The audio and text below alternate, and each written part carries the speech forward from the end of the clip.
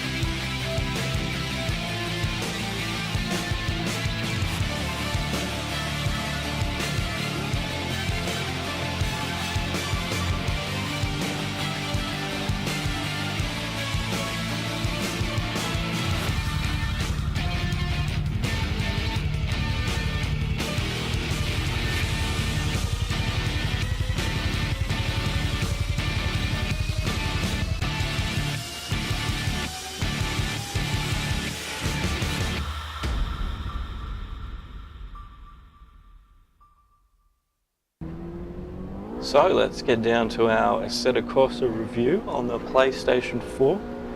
The game actually started its life out on early access on Steam on the PC, and it wasn't long before the game itself was regarded as probably the best racing simulator available. And yeah, since then they've transferred over to the consoles, and you know, a few delays here and there later, we've finally got it. Got it to play. First off, let's talk about the graphics. The graphics are fantastic on this game. The cars are detailed, very detailed. Very nicely. The detail's very good. A lot of work and care has been taken in the modelling of the cars. Lighting and shadows, very crisp.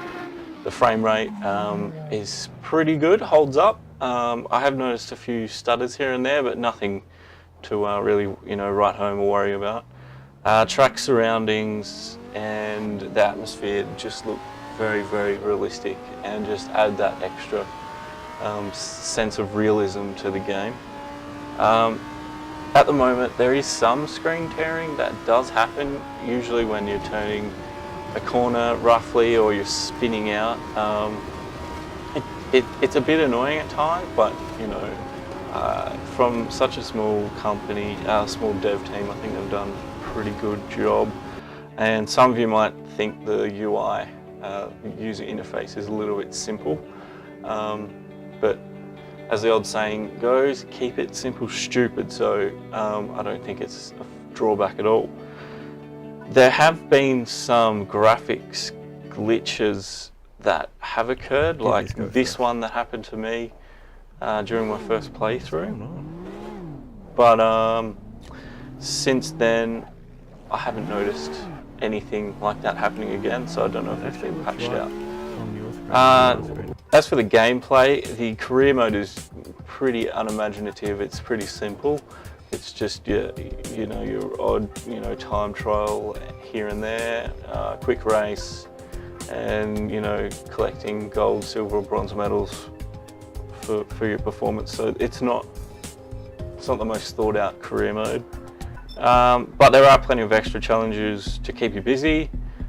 Different cars, different hot laps, different scenarios. There's probably 2 or 3 pages at the moment, and probably expect a few more to be added as the game continues.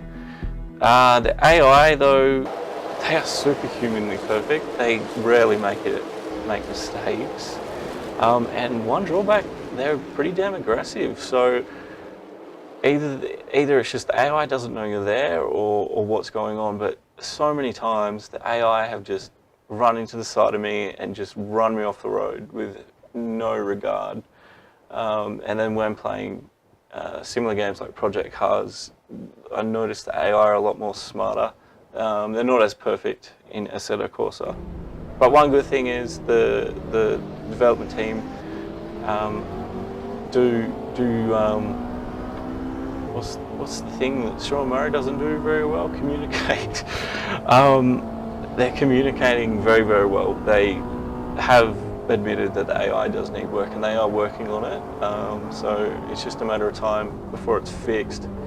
And yeah, I do kudos to the team, because they do talk and they do genuinely care for their game. So it's good to see a company doing that. What's next? Small track selection, that's right.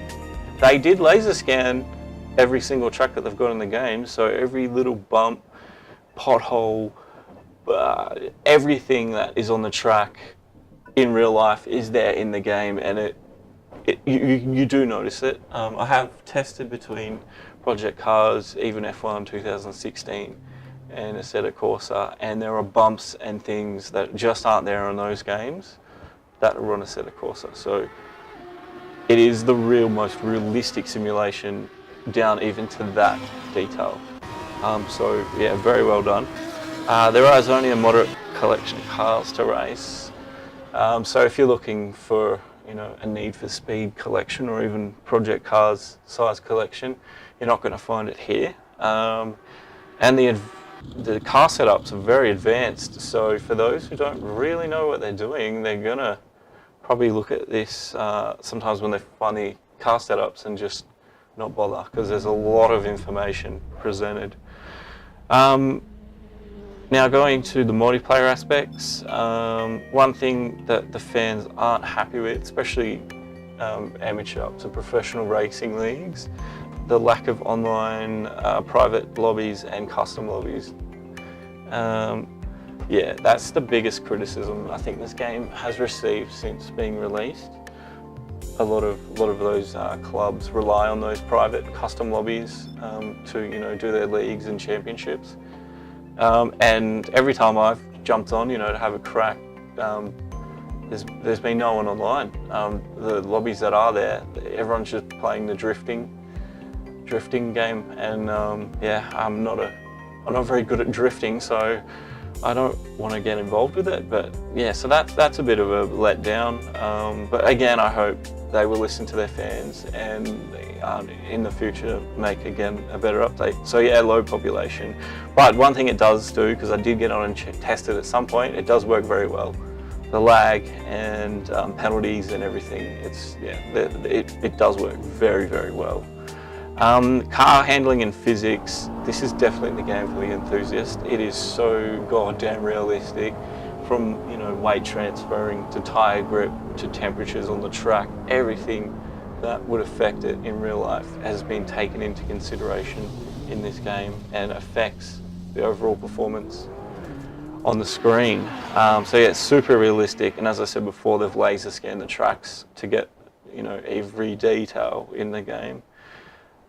And you can tell that they've taken their time, because there are obvious handling differences between each car, even when you turn on and off realistic, traction control, ABS, things like that.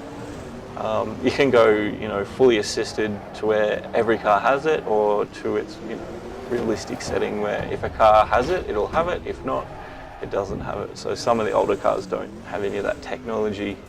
And if you've hit real world, yeah, good luck trying to keep the back wheels from spinning. And some really good things from the get-go was I was using the Logitech G29. I would probably play this game without a wheel, because it's just the beast that it is. But the wheel setup was perfect from day one. But again, for those guys out there who like to make every little bit tweak, those options are available. So yeah, basically in conclusion, the Assetto Corsa is basically Microsoft Flight Simulator, but Kunos Simulazione racing simulator for PC and console. It's dead set, that's what it is.